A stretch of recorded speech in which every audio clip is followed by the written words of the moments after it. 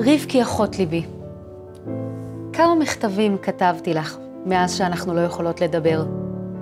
אני כותבת לך ביום, ובלילה את משיבה לי בחלום. מגיעה עם החיוך הענק הזה שלך, ומתירה לי את כל הספקות. כל כך הרבה קורה מאז שהלכת, ואני כל הזמן פוחדת שאשכח לספר לך. זוכרת איך היית נוזפת בי, ספק בחיוך, ספק ברצינות. איך זה שלא סיפרת לי את זה עד עכשיו? היית מזכירה לי שאת חלק בלתי נפרד מהחיים שלי. אומרת לי שהכל את רוצה לחוות איתי יחד.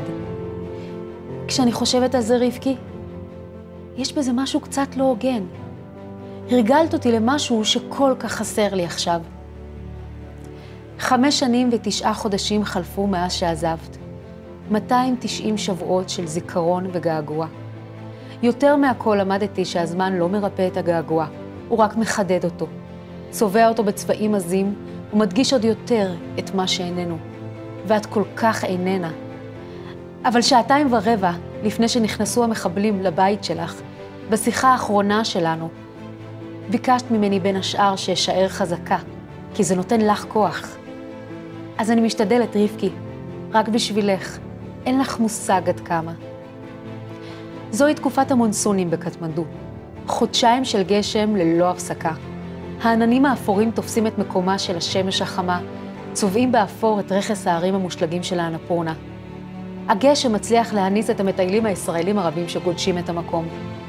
זוהי תקופה שקטה יחסית אצלנו, גם אצלכם, חם וגשום. את זוכרת כמה היינו מדברות בתקופה הזאת? חופשת מונסון קראנו לזה.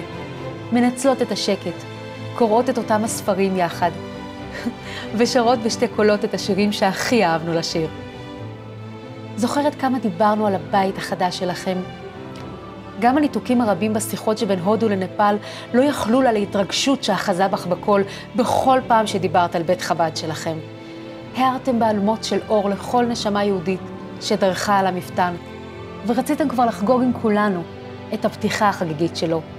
הבטחתי לך שאגיע. אגיע ואארח איתך את כל האורחים שיגיעו. יחד נחייך אל כולם, יחד נראה להם את המקום, את הקומות המזמינות, את הקירות הנקיים, התמונות היפות שעל הקיר. הרגשתי שאני מכירה את הבית הזה כמו את שלי, והייתי כל כך גאה בך, רבקי, כמו אחות גדולה. אני זוכרת את עצמי בביתה באימה, בשידורי החדשות מהבית שלכם, כשהנורא מכל קרה, ומתפללת שרק לא יחתימו בדם את הווילונות החדשים שתלית שבוע קודם לכן, שרק לא ישחיתו את ציורי הקיר החדשים עם האותיות הקדושות בחדר של מוישי. ידעתי עד כמה זה יעציב אותך. תראי מה זה העם היהודי, רק תראי כמה אנחנו חזקים. שום דבר לא באמת נגמר, רבקי. הגוף אולי קלה, אבל הנשמה לעולם נשארת. אנשים טובים דאגו שהחלום הזה שלכם יתגשם ובגדול. כיום, 5 שנים ו9 חודשים אחרי הטבח הנורא שהתרחש במקום, אחרי שפסענו בתוך שלוליות של דם ושל עצב, צעדנו בין קירות שבורים ותמונות מושלכות על רצפה מחוררת, אנחנו חוגגים כאן בשמחה את חנוכת הבית, הבית השלם שלכם, בית שמח, עם קומות מזמינות, קירות נקיים ותמונות יפות על הקיר. ראית שהשארנו לך את הציורים בחדר של מוישי? בדיוק כמו שאהבת. זוהי תקופת המונסונים בקטמנדו ובבומביי. העננים האפורים תופסים את מקומה של השמש החמה, צובעים באפור את רכס הערים המושלגים של האנפורנה. אבל היום הזה, רבקי, השמש היא המנצחת. היא מהירה 2,000 קילומטר בין קטמנדו לבומביי. הבית שלכם, בית חב"ד בבומביי, נפתח מחדש. חני ליפשיץ, אחות ליבך, שליחת הרבי לקטמנדו, נפאל.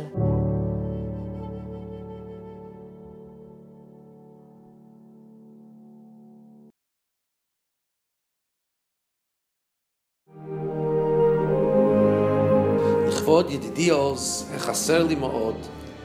חסר לי כל כך הקשר איתך. איש אמת ללא פשרות מצד אחד, ומצד שני חסיד ושליח אצילי ונעים הליכות, שתמיד החיוך עוטר את פניך.